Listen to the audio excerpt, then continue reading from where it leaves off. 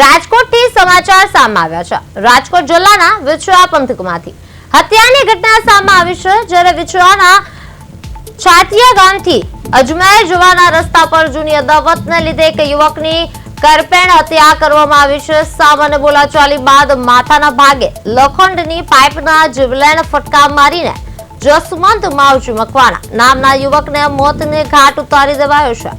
આ લોહિયાળ ખેલની જાણ થતાં જ રાજકોટ ગ્રામ્ય એસટી ડીવાયએસપી અને વિછોડા પોલીસનો કાફલો તાત્કાલિક ઘટના સ્થળે દોડી ગયો હતો।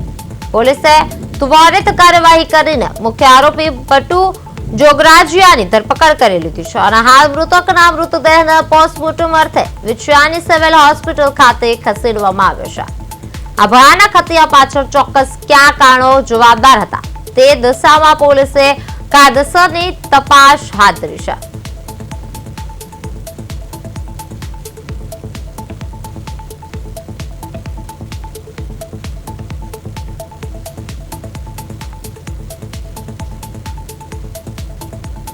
રાજકોટ જિલ્લાના વિછિયા તાલુકાના છાસિયા ગામ में आज सांजे બે લોકો વચ્ચે એક માથાકૂટ થઈ, જેમાં એક માણસ જેનું નામ જસમતભાઈ ઉર્ફે મનસુખભાઈ માવજીભાઈ મકવાણા છે, છાસિયા ગામના રહેવાસી છે। એનું આ માથાકૂટમાં ડેથ થઈ ગઈ અને એની ડેડ બોડી છે આ સિવિલ હોસ્પિટલ વિછિયામાં શિફ્ટ કરવામાં આવી છે અને પીએમની કાર્યવાહી સવારમાં કરવામાં આવશે।